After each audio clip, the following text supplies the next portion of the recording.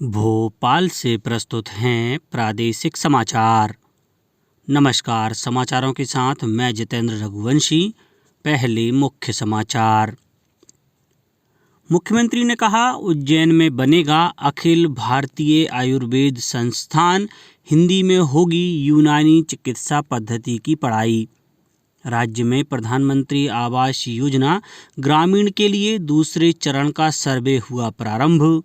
केंद्र सरकार gig workers को सामाजिक सुरक्षा के दायरे में लाएगी और प्रदेश में गेहूं उपार्जन के लिए किसानों का पंजीयन शुरू। 31 मार्च तक चलेगी प्रक्रिया। अब समाचार विस्तार से। मुख्यमंत्री डॉक्टर मोहन यादव ने कहा है कि आयुर्वेद के माध्यम से ही 100 वर्ष जीने के लक्ष्य को साकार किया जा सकता है। मुख्यमंत्री भोपाल के पंडित खुशीलाल शर्मा आयुर्वेद महाविद्यालय में आयोजित 21वें आयुर्वेद पर्व 2025 में राष्ट्रीय सेमिनार के उद्घाटन सत्र को संबोधित कर रहे थे। मुख्यमंत्री डॉक्टर यादव ने कहा कि प्रदेश में 11 आयुर्वेदिक कॉलेज आरंभ किए जाएंगे। उन्होंने बताया कि आयुष से संबंधित क्लिनिक और नर्सिंग होम पंजीयन का कार्य आयुष विभाग को सौंपा जाएगा।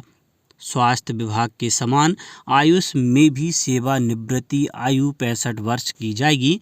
अखिल भारतीय आयुर्वेद संस्थान उज्जैन में आरंभ किया जाएगा। मुख्यमंत्री ने आरोग्य पर्व पर प्रकाशित सेवेनियर का विमोचन भी किया। साथ ही आयुर्वेद क्षेत्र के कर्मठ और निष्णात वैद्यों को सम्मानित किया और मध्य प्रदेश लोक सेवा आयोग द्वारा चयनित व्याख्याताओं को नियुक्ति पत्र प्रदान किए। इस अवसर पर मुख्यमंत्री ने यूनानी चिकित्सा पद्धति की पढ़ाई को भी हिंदी में करने को कहा।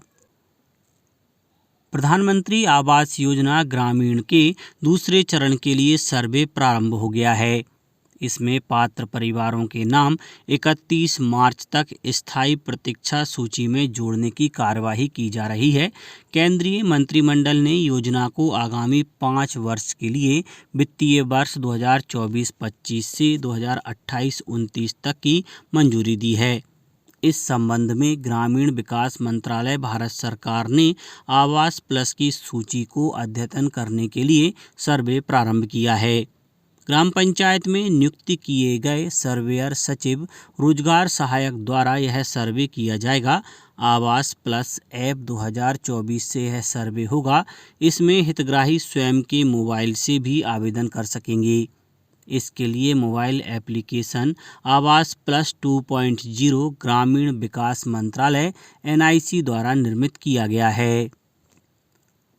केंद्रीय कृषि एवं किसान कल्याण व ग्रामीण विकास मंत्री शिवराज सिंह चौहान ने नई दिल्ली में मंत्रालय के वरिष्ठ अधिकारियों के साथ कृषि मुद्दों पर समीक्षा बैठक की।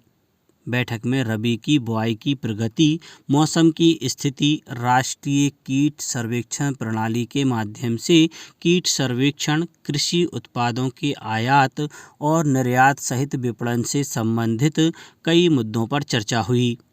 केंद्रीय मंत्री ने कहा कि 17 जनवरी तक कुल बोया गया क्षेत्र 640 लाख हेक्टेयर है, जो पिछले वर्ष की इसी अवधि की तुलना में 2.51 लाख हेक्टेयर अधिक है। समग्र फसल कवरेज और फसल की स्थिति पिछले वर्ष की तुलना में बेहतर है। बैठक में बताया गया कि गेहूं, सरसों, सोयाबीन की मंडी कीमतें सप्ताह दर सप्ताह बढ़ी हैं। फिलहाल बाजार में गेहूं, चावल, चना, सरसों और तिल की कीमत न्यूनतम समर्थन मूल्य से ज़्यादा मिल रही है। उत्तराखंड में मंत्रिमंडल ने समान नागरिक संहिता UCC नियमावली को मंजूरी दे दी है, जिससे राज्य में इसके क्रियान्वयन का मार्ग प्रशस्त हो गया है। मुख्यमंत्री पुष्कर सिंह धामी ने देहरादून में मंत्रिमंडल की बैठक के बाद कहा कि उत्तराखंड में UCC का लागू होना देश के बाकी राज्यों के लिए प्रेरणा स्रोत होगा। समान नागरिक संहिता यह सुनिश्चित करने का प्रयास करती है कि सभी नागरिकों पर व्यक्तिगत संबंधों के मामलों में समान कानून लागू हों।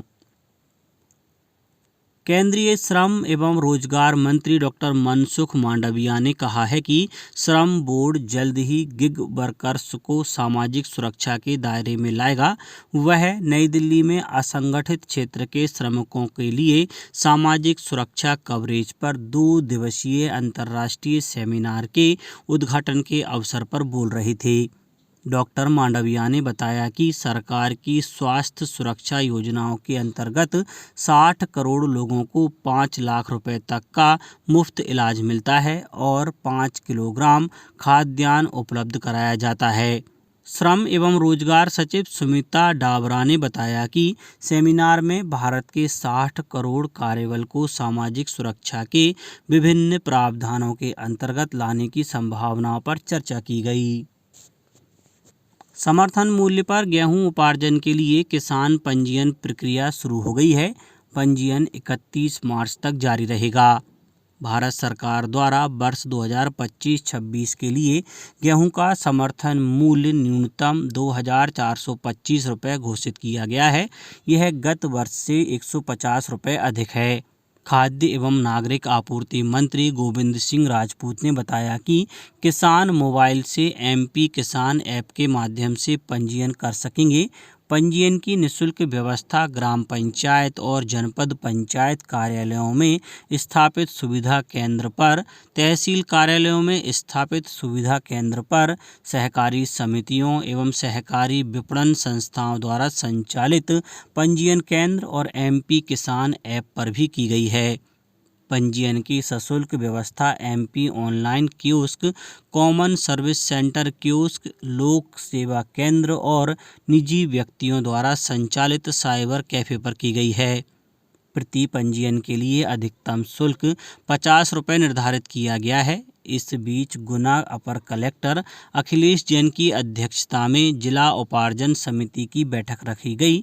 बैठक में गत वर्ष की भांति पंजीयन केंद्र बनाए जाने के लिए प्रस्ताव रखे गए हैं।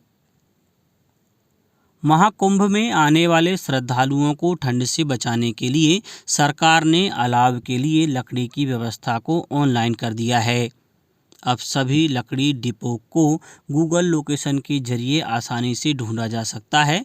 फायरवुड डिपो प्रयागराज टाइप करके इन डिपो का स्थान सर्च किया जा सकता है। DSM प्रयागराज RK चांदना ने बताया कि इसके लिए 16 डिपो स्थापित किए गए हैं। लकड़ी की कीमत 600 रुपये प्रति क्विंटल रहेगी। उत्तर प्रदेश वन निगम के अनुसार महाकुंभ के दौरान लगभग 27,000 क्विंटल लकड़ी की आपूर्ति की तैयारी है। इसके लिए उत्तर प्रदेश के विभिन्न डिपो से लकड़ी भेजी जाएगी। यात्रियों की मांग एवं सुविधा को ध्यान में रखते हुए पश्चिम मध्य रेलवे भोपाल मंडल के भोपाल से उज्जैन के मध्य चलाई जा रही रेलगाड़ी उज्जैन भोपाल उज्जैन स्पेशल के फेरे विस्तारित किए गए हैं। उज्जैन भोपाल स्पेशल उज्जैन से 31 जनवरी तक और भोपाल उज्जैन स्पेशल 1 फरवरी तक प्रतिदिन चलेगी। अब बात मौसम की। प्रदेश में अगले कुछ दिन सर्दी से राहत मिलने जा रही है। मौसम विभाग के अनुसार कई स्थानों पर न्यूनतम तापमान में बढ़ोतरी देखी जा रही है। प्रदेश के ग्वालियर, सागर, भोपाल, इंदौर, उज्जैन संभाग में तापमान सामान्य से अधिक बना हुआ है। सबसे कम न्यूनतम तापमान 5 डिग्री सेल्सियस मंडला में दर्ज किया गया। वहीं भोपाल में न्यूनतम तापमान 9.6 डिग्री सेल्सियस दर्ज किया गया। मौसम विभाग ने ग्वालियर, दतिया, भिंड, मुरैना सहित 13 जिलों में कोहरे के लिए येलो अलर्ट जारी किया है। मौसम विभाग ने तापमान में और बढ़ोतरी की संभावना जताई है। अब कुछ समाचार संक्षेप में। मुख्यमंत्री जन कल्याण अभियान के अंतर्गत शासकीय कन्या महाविद्यालय झाबुआ में लर्निंग लाइसेंस कैंप में लगभग 50 बालिकाओं के लर्निंग लाइसेंस जारी हुए। 25 जनवरी को बेटी बचाओ बेटी पढ़ाओ योजना संचालन के 10 वर्ष पूर्ण होने के अवसर पर गुना में 22 जनवरी से 8 मार्च तक विभिन्न गतिविधियों का आयोजन किया जाएगा। नीमच कलेक्टर हिमांशु चंद्रा ने शासकीय अफीम एवं क्षारोद कारखाना नीमच परिसर के ऊपर के हवाई क्षेत्र को नो ड्रोन जोन घोषित करने का प्रतिबंधात्मक आदेश जारी किया है। आनंद उत्सव के तहत आगरमालवा जिले के नगरीय निकायों ग्राम पंचायतों में ग्राम सैमलखेड़ी, ढाबला, आंजना सहित अन्य गांवों में बुजुर्गों, युवाओं, बच्चों, महिलाओं ने विभिन्न प्रतियोगिताओं में उत्साहपूर्वक भाग लिया और सीहोर जिले की जनपद पंचायत परिसर बुधनी में 22 एवं 23 जनवरी को रोजगार मेले का आयोजन किया गया है। अंत में मुख्य समाचार एक बार फिर। मुख्यमंत्री ने कहा, उज्जैन में बनेगा अखिल भारतीय आयुर्वेद संस्थान, हिंदी में होगी यूनानी चिकित्सा पद्धति की पढ़ाई। राज्य में प्रधानमंत्री आवास योजना ग्रामीण के लिए दूसरे चरण का सर्वे हुआ प्रारंभ। केंद्र सरकार गिग वर्कर्स को सामाजिक सुरक्षा के दायरे में लाएगी और प्रदेश में गेहूं उपार्जन के लिए किसानों का पंजीयन शुरू। 31 मार्च तक चलेगी प्रक्रिया। आज के इस बुलेटिन में बस इतना ही। नमस्कार।